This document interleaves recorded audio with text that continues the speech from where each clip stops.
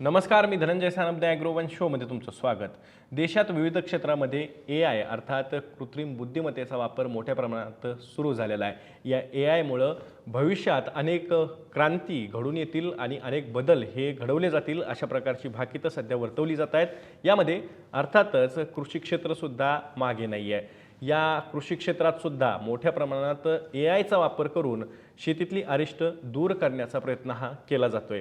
आता आपल्याकडे माहिती आहे आपल्याला की ऊसाच्या शेतीमध्ये AIचा वापर हा केला जातोय, परंतु या पलीकडे सुद्धा विविध पिकांमध्ये AIचा वापर करून त्याची उत्पादकता वाढवणं, त्यासोबतच त्याचा खर्च कमी करण्यासाठी प्रयत्न सुरू आहेत आणि त्या पद्धतीनं संशोधनसुद्धा देशभरात केले जात आहेत. याबद्दलच एक माहिती समोर आलेली आहे. तेलंगणा येथील एका विद्यापीठानं एक शेती क्षेत्रासाठी कृत्रिम आधारित एक प्रयोगशाळा उभारलेली आहे. आता या प्रयोगशाळेमध्ये नेमकं काय केलं जातंय, त्यासोबतच या प्रयोगशाळेचा शेतकऱ्यांना नेमका कसा फायदा होणार आहे, त्यासाठी निधी कोणत्या फाउंडेशननं दिलेला आहे आणि भविष्यात AI काय काय बदल घडून आणू शकतं याची माहिती आपण आजच्या द ॲग्रोवन शोमध्ये घेणार आहोत. त्यामुळे तुम्ही व्हिडिओ शेवटपर्यंत नक्की बघा. तर कृत्रिम बुद्धिमत्ता म्हणजेच AI. जर तुम्हाला असं मी म्हणालो की 2047 पर्यंत आपल्या शेतामध्ये जी काही मजुरांची टंचाई आहे ती पूर्णतः नाहीशी होईल, कारण की मानवरहित यंत्रांनी सगळ्या पद्धतीची कामं ही केली जातील. तर तुमच्यातल्या बऱ्याच जणांचा त्याच्यावरती विश्वास बसणार नाही, परंतु AIच्या क्रांतीमुळं हे सहज शक्य आहे. रोबोटिक्स असेल, मशीन लर्निंग असेल, IoT असेल किंवा त्यासोबतच AI असेल, या सगळ्यांच्या मदतीनं या ज्या काही कल्पना वाटतात त्या सत्यात उतरवू शकतात आणि त्यामुळेच AIच्या संशोधनावरती मोठ्या प्रमाणात भरसुद्धा दिला जातो आहे. त्यातनं AI आधारित एक मोठी बाजारपेठसुद्धा देशभरात निर्माण होती आहे.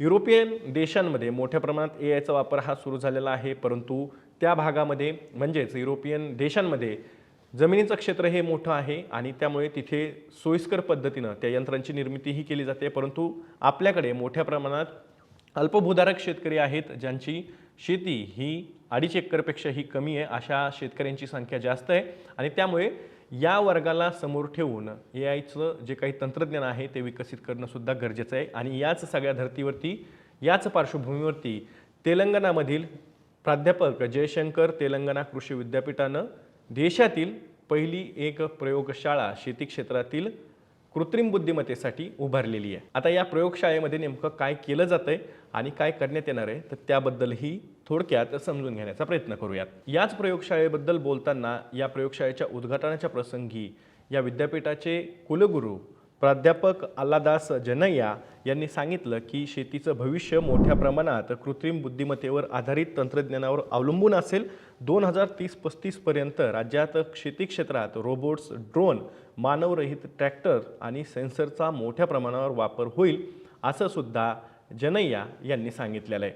आता या पद्धतीचे दावे हे तेलंगणा कृषी विद्यापीठाकडून केले जात आहेत आणि त्यामुळे शेती क्षेत्रामध्ये तेलंगणातील या प्रयोगशाळेचा एक नवीन चॅप्टर सुरू झालेला आहे, ज्यामध्ये कृषी क्षेत्रामध्ये कृत्रिम बुद्धिमत्तेचा वापर मोठ्या प्रमाणात केला जाणार आहे. त्यामध्ये संशोधन आणि प्रशिक्षणसुद्धा देण्यात येणार आहे. आता दुसरा एक महत्त्वाचा मुद्दा आहे की AIचा वापर केला जाणार म्हणजे नेमकं काय होणार, असाही तुमच्यापैकी अनेकांच्या मनात प्रश्न असेल, तर त्याचंही उत्तर सांगतो. या प्रयोगशाळेमध्ये एखाद्या पिकाच्या पानाचा रंग आणि त्याचा आकार हा लक्षात घेऊन कृत्रिम बुद्धिमत्तेच्या मदतीनं त्या पिकावरती काही कीड रोग आलेला आहे का याच्या चाचण्या घेण्यात येणार आहेत, त्यावरती संशोधन करण्यात येणार आहे. त्यासोबतच त्या पिकामध्ये काही पोषण तत्व, पोषण मूल्य हे कमी आहेत का याचीही माहिती ही शेतकऱ्यांना मिळू शकणार आहे आणि या संदर्भातलं सगळं संशोधन या प्रयोगशाळेमध्ये केलं जाणार आहे. ही अर्थात महत्त्वाची गोष्ट आहे की आपल्याकडे पिकांच्या पानांवरती जी काही लक्षणं कीड रोगाची असतील ती दिसून येतात, त्यावरून निर्णय घेण्यासुद्धा शेतकऱ्यांना मदत होईल आणि त्या संदर्भातलं जे काही संशोधन आहे ते सुद्धा या प्रयोगशाळेमध्ये करण्यात येणार आहे आणि त्यासाठी कृत्रिम बुद्धिमत्तेचा वापर किंवा मदत ही घेण्यात येणार आहे. दुसरा एक महत्त्वाचा मुद्दा आहे की हवामान बदलानं शेतकरी जेरीस आलेले आहेत आणि त्यामुळेच हवामान बदलाला तोंड देण्यासाठी आणि त्यासोबतच मातीचं आरोग्य जपण्यासाठी मोठ्या प्रमाणात IoT सेन्सरचा वापरसुद्धा या प्रयोगशाळेमध्ये केला जाणार आहे आणि त्यातनं काही डेटासुद्धा एकत्रित करून त्यानुसार अनुमान हे बांधले जाणार आहेत आणि त्यातनं शेतकऱ्यांना एखाद्या पिकाला किती पाणी द्यायचं आहे याचीही माहिती मिळणार आहे आणि त्यासोबतच हवामानात नेमके बदल काय होत आहेत, म्हणजे तापमान किती आहे, आर्द्रतेचं प्रमाण किती आहे, यासारखी माहितीसुद्धा या प्रयोगशाळेच्या माध्यमातून मिळणार आहे आणि त्या संदर्भात सुद्धा या प्रयोगशाळेमध्ये संशोधन केलं जाणार आहे. आता AI त्यासोबतच IoT सेन्सर्स यांची तर माहिती घेतली, परंतु त्याच्या पुढचा टप्पा जो सगळ्यात महत्त्वाचा आहे तो आहे रोबोटिक्स आणि मशीन लर्निंगचा. रोबोटिक्स आणि मशीन लर्निंगच्या माध्यमातून पिकांची प्रतवारी तर करताच येणार आहे. म्हणजे एखादं पीक असेल तर त्याची काढणी केली तर त्याची प्रतवारी कशी करायची, म्हणजे लहान आकाराचं फळ बाजूला काढायचं, त्यानंतर मध्यम आकाराचं बाजूला काढायचं आणि नंतर मोठ्या आकाराचं फळ हे बाजूला काढायची, अशा पद्धतीची प्रतवारीसुद्धा या प्रयोगशाळेमध्ये केली जाणार आहे आणि त्या संदर्भात सुद्धा या प्रयोगशाळांमध्ये संशोधन केलं जाणार आहे. एवढ्यावरतीच मशीन लर्निंग आणि रोबोटिक्सचा वापर थांबणार नाही आहे. त्यासोबतच महत्त्वाचं आहे ते म्हणजे स्वयंचलित फवारणी. या रोबोटिक्स आणि मशीन लर्निंगचा फायदा करून घेत स्वयंचलित फवारणी ही करण्यात येणार आहे आणि त्यासाठी सुद्धा संशोधन या विद्यापीठामध्ये केलं जाणार आहे. त्यासोबतच दुसरा महत्त्वाचा मुद्दा आहे की पिकामधील तण शोधून त्यावरती लेझरचा मारा करण्यासाठी सुद्धा तंत्रज्ञान AI रोबोटिक्स आणि त्यासोबतच मशीन लर्निंगच्या माध्यमातून शोधलं जाणार आहे आणि त्यावरती सुद्धा या विद्यापीठामध्ये संशोधन केलं जाणार आहे. यातनं काय होणार आहे तर शेतकऱ्यांचा जो काही खर्च आहे, मेहनत आहे आणि वेळ आहे त्याची निश्चितच बचत होणार आहे. अर्थात यामध्ये शेतकरी असतील किंवा कृषी पदवीधर विद्यार्थी असतील यांचाही सहभाग या तेलंगणा कृषी विद्यापीठानं करण्याचं ठरवलेलं आहे आणि त्या संदर्भात सुद्धा विद्यार्थी आणि शेतकऱ्यांसाठी प्रशिक्षण केंद्र सुद्धा तिथं निर्माण करण्यात येणार आहेत आणि त्यामुळं या प्रयोगशाळेमध्ये शेतीतील प्रत्येक गोष्टीसाठी AIचा वापर कसा करता येईल यावरती प्रामुख्यानं संशोधन केलं जाणार आहे आणि त्याचं प्रशिक्षणसुद्धा विद्यार्थी आणि शेतकऱ्यांना दिलं जाणार आहे. अर्थात यामध्ये शेतकरी उत्पादक कंपन्या आणि शेतकरी यांचा सहभागसुद्धा तेवढाच महत्त्वाचा असणार आहे, कारण की जोपर्यंत शेतकरी या तंत्रज्ञानाकडे पाऊल टाकत नाही तोपर्यंत या तंत्रज्ञानात नेमकं चांगलं वाईट काय आहे शेतकऱ्यांच्या अनुषंगानं ते पुढं येणार नाही. शेतकरी आणि विद्यार्थ्यांसाठी या प्रयोगशाळेमध्ये काय निर्माण करण्यात आलेलं आहे तर त्यावरती एक नजर टाकून घेऊयात. तर शेतकरी, विद्यार्थी आणि कृषी स्टार्टअपसाठी या प्रयोगशाळेत कौशल्य विकास केंद्र निर्माण करण्यात आलेली आहेत. AI, ड्रोन, रोबोटिक्स आणि मेकॅट्रॉनिक्ससाठी संशोधन प्रयोगशाळा सुद्धा तयार करण्यात आलेल्या आहेत. तर पिकांचे प्रत्यक्ष डेमो, ड्रोन अकादमी आणि ऑटोमॅटेड फार्म मशिनरी हबची स्थापनासुद्धा या प्रयोगशाळेमध्ये करण्यात आलेली आहे, जेणेकरून शेतकऱ्यांना एकाच जागेवरती शेतकरी आणि विद्यार्थ्यांना या सगळ्या गोष्टींचा अनुभव किंवा प्रत्यक्ष पाहणीही करता येणार आहे. या सगळ्या प्रकल्पासाठी स्टेट बँक ऑफ इंडिया अर्थात SBI कडून 15 कोटी रुपयांचा मदत निधी या कृषी विद्यापीठाला देण्यात आलेला आहे आणि त्यातनं कृषी विद्यापीठाच्या 1 एकरच्या जागेवरती ही प्रयोगशाळा उभारण्यात आलेली आहे. अर्थात यामध्ये फक्त एक प्रयोगशाळा आहे का तर नाही, एकूण 3 प्रयोगशाळा बाकीच्या सुद्धा आहेत, ज्यामध्ये तेलंगणा ड्रोन अकादमीच्या सहकार्याने शेतकऱ्यांना ड्रोन हाताळणीमध्ये जसं की अचूक फवारणी आणि पीक व्यवस्थापन असेल याचं प्रशिक्षण देण्यासाठी एक प्रयोगशाळा निर्माण करण्यात आलेली आहे.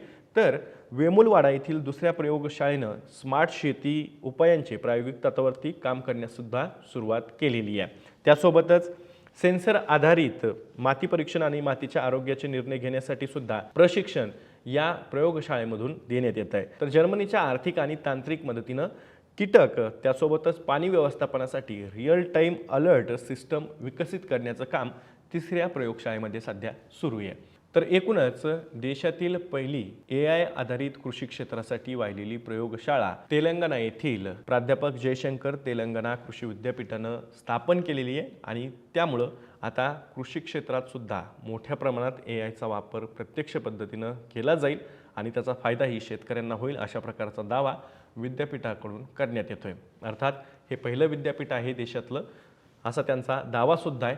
पुढच्या काळात देशातील विविध राज्यांमधील कृषी विद्यापीठांमध्ये, कृषी विज्ञान केंद्रांमध्ये सुद्धा अशा पद्धतीचे प्रयोग हे होतील आणि त्यातून कृत्रिम बुद्धिमत्ता, रोबोटिक्स असेल, मशीन लर्निंग असेल, IoT असेल आणि त्यासोबतच विविध तंत्रज्ञान असेल त्याची माहितीही शेतकऱ्यांपर्यंत पोहोचेल आणि शेतकऱ्यांना या तंत्रज्ञानाचा फायदाही होईल, अशा प्रकारचा विश्वास या क्षेत्रातील जाणकार आणि अभ्यासक व्यक्त करतायत.